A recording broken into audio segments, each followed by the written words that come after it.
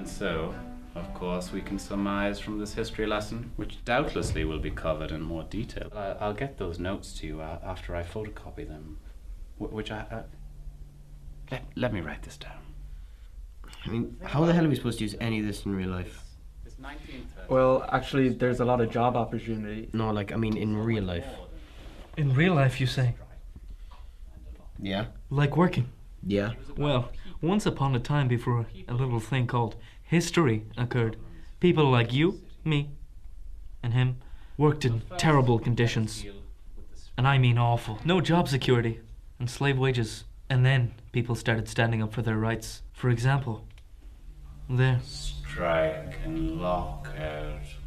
Oh, yeah. And that's when the concept of decent work came about.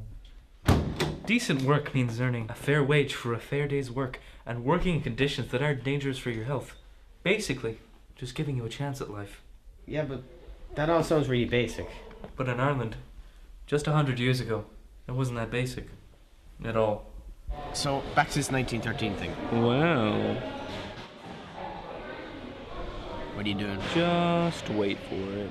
The 1913 lockout was basically a strike that lasted a whole 7 months and affected over 20,000 workers. It was a pretty big deal, so. Ireland at the time was under the rule of Britain. In Dublin, huge poverty-stricken slums housed thousands of people looking for work. Jim Larkin was the man who wanted to change this and helped set up the trade union, ITGWU.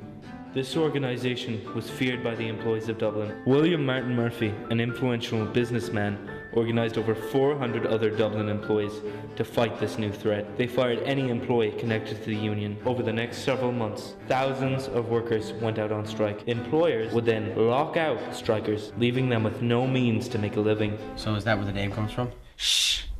Shh. Exactly. There was a lot of anger.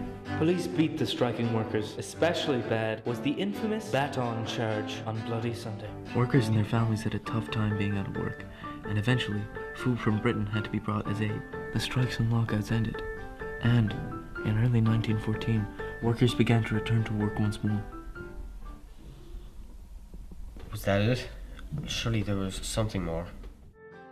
While the 1913 lockout might seem like a bit of a letdown, it had a big impact. Unions and worker solidarity were firmly established, and there was no going back. You could say that the 1913 lockout led to Ireland's fight for freedom. So now you know. Yeah, now I do.